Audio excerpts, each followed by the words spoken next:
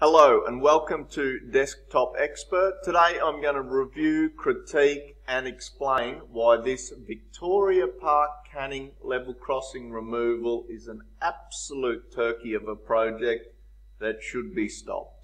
Now, as it suggests, it's in Victoria Park in Cannington and they have some level crossings there that they would like to remove. And here's a schematic of what they intend to do. They intend to put the railway up on a big elevated structure to the Mid-Archer Street level crossing, Note Street level crossing, and then also go over Welshpool Road, go under the Leach Highway, come up again onto an elevated structure to cross Hamilton Street, Wharf Road, new stations on the structure, go down again under Gerrard Street and then potentially go over William Street in Beckenham with a new station in Beckenham. Now all that sounds great, but I'm very concerned that this idea has just been stolen from Melbourne, and the reason they did this in Melbourne is so they could keep the railway lines open.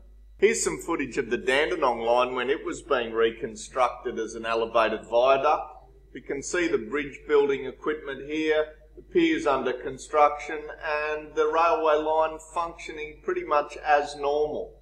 And the other thing we can see here is that they have to build on both sides in this easement because the easement isn't very wide. Not a problem that we will encounter as we go through Victoria Park.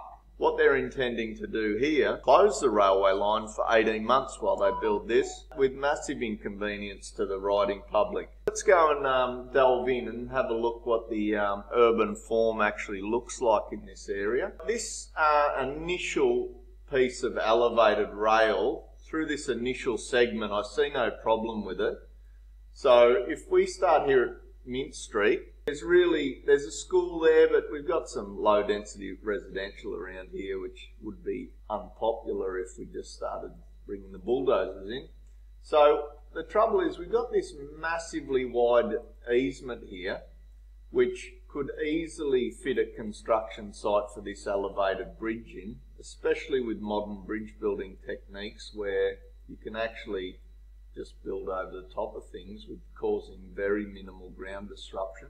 And as we can see, this easement stays very wide and we can go from there all the way up to Welshpool. Now part of the plan is to get rid of Welshpool Station, which I have trouble comprehending. Oat Street Station will be moved slightly closer that side, and there is a potential that the Queen's Park Station could move slightly this way. 2.1 kilometres of elevated structure that could be built with absolutely minimal disruption to the railway line. The railway line could function as normal as this is built because the easement is so incredibly wide. The good thing with putting this on a viaduct is that these streets that are not connected now could be connected.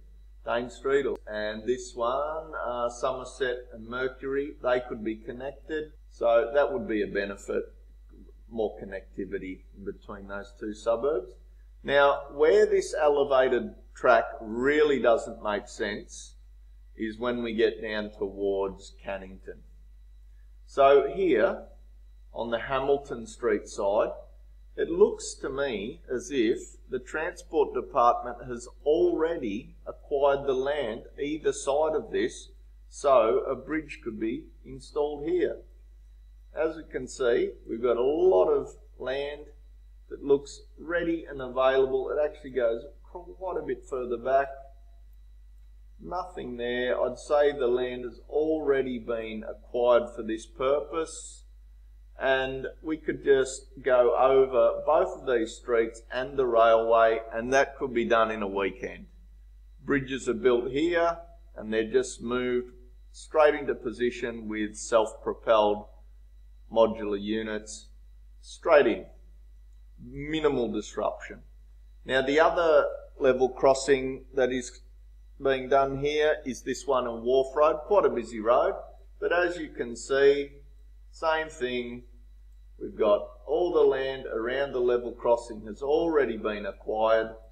So we could just do the same with SPMTs, just build a bridge here somewhere, slide it in on the weekend, and then connect up all the roads to it later with minimal disruption to the travelling public.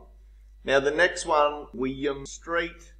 Now as you can see from here, all we have along here is car parks, vacant land. On this side all we have is a petrol station.